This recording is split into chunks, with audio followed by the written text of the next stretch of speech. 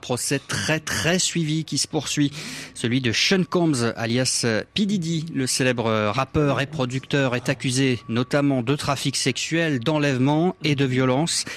Et à la barre, les témoins se succèdent et livrent des récits accablants. Ce procès, vous le suivez pour nous, Loubna Anaki, bonjour. Bonjour. Aujourd'hui, 9e jour de témoignage, alors il y en aura d'autres dans les prochains jours.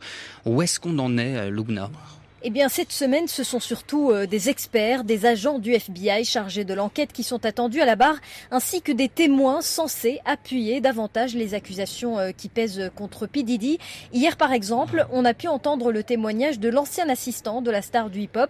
Georges Kaplan a expliqué que l'une de ses principales missions était de nettoyer les chambres d'hôtel dans lesquelles son patron résidait pour, je cite, faire en sorte de ne rien laisser qui pourrait nuire à la réputation de l'artiste.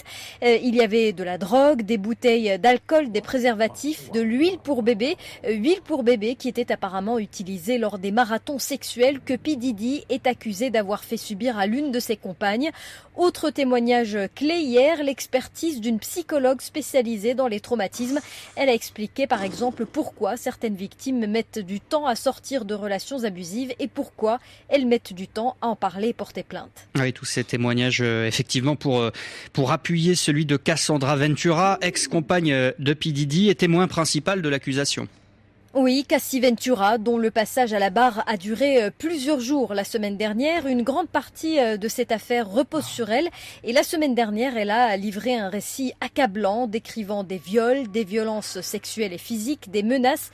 Elle a décrit comment P. Diddy l'obligeait à avoir des relations sexuelles avec d'autres hommes. Son témoignage a forcément fait beaucoup de bruit ici. Et les témoins qui lui ont succédé à la barre ont tous confirmé sa version. Il y a eu sa mère, ses amis et les collaborateurs bien sûr de P. Diddy.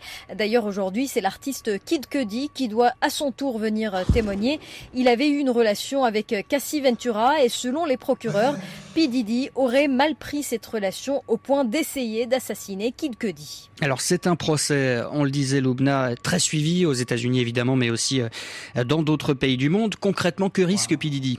Alors lui plaide non coupable depuis le début. Ses avocats essayent de convaincre les jurés que l'artiste est certes compliqué, coléreux, un peu violent, mais que son ex-compagne Cassie Ventura aurait en fait participé à ses pratiques sexuelles de son plein gré. Mais si le jury estime que le rappeur a usé de son influence et de sa richesse pour construire un réseau d'exploitation sexuelle, eh bien c'est la prison à vie qui l'attend. Salut tout le monde, on vient quand même d'écouter le procès de l'artiste P. Diddy, Bof Diddy, qui a commencé de cela il y a quelques mois. On a vu le premier jour lorsque la FBI et la CIA se sont coordonnés pour aller investir sa maison. Moi, ce que je vais être très bref. Vous allez remarquer que ça n'arrive qu'aux artistes noirs américains. Artistes noirs américains. Et de surcroît, il faut noter aussi que ce sont des multimilliardaires. Ce sont des multimilliardaires en dollars. Ça, c'est tout. Bon, si vraiment il faut parler du sexe avec les artistes, dans ce monde que nous sommes, il y a quel artiste qui ne fait pas le sexe? C'est ça la question. Surtout des artistes de cet calibre, des artistes, des stars interplanétaires. Des stars interplanétaires comme les P. Diddy.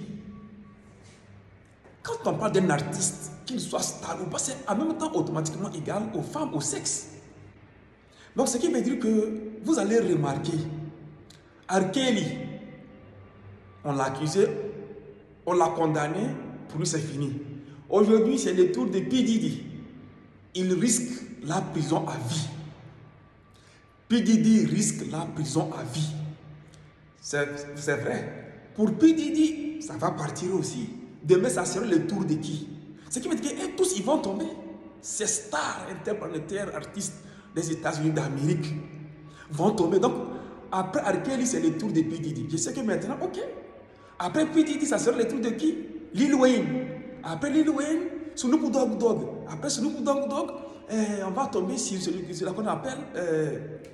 il y en a beaucoup. On a Lil Wayne, il y a Snoop Dogg, il y en a qui encore, il y a comme je dis, Ali Jays, donc il y en a beaucoup. C'est comme ça ils vont tomber un à un. Parce qu'eux tous, ils sont dedans. Je le répète pour filmer en vidéo, ce sont des artistes américains noirs, aussi des multimilliardaires. Chacun, le système américain c'est ça, chacun vient profiter sa part. Chacun vient profiter pour avoir ses millions. Sinon, si vous écoutez bien le procès, la fille Cassie dit au juge que P. Diddy l'obligeait à coucher avec certains hommes. Mais nous sommes des hommes. Quel homme pouvait le faire? Ta copine avec qui tu couches, tu vas l'obliger à coucher avec un autre homme. Bon, en même temps, on dit l'artiste, le jeune qui est venu donner ses versions, P. Diddy aussi aurait voulu tuer un artiste parce qu'il a couché avec. Mais si P. Diddy autorise sa copine à coucher avec des hommes, pourquoi vouloir tuer quelqu'un autre qui a couché avec elle? C'est la question. P. Diddy qui oblige sa copine Cassie à coucher avec des hommes, pourquoi vouloir tuer un autre qui a couché avec elle? Dommage. Voilà. C'est choquant. Il risque la prison à vie. Où que vous soyez, restez connectés, restez branchés, restez scotchés. La suite du procès de P. Diddy sur télévision TikTok Tour officiel. On est ensemble. Il est 17h40. Ciao. Nouveau sur la chaîne, n'oubliez pas de vous abonner et d'activer la notification pour ne rater aucune de nos prochaines vidéos.